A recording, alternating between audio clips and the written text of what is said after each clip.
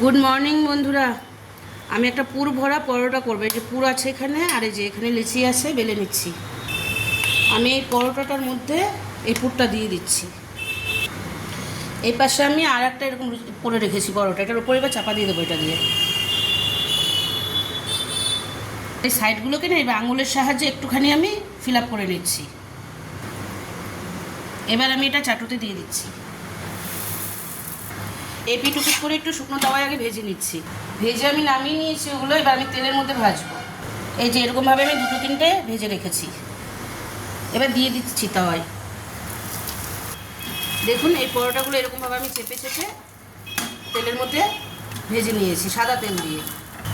দেখুন পরোটাটা কি সুন্দর হয়েছে, এরকম পুর ভরা পরোটা। পুরটা আমি আবার পরে দেখিয়ে দেবো কী দিয়ে বানিয়েছি।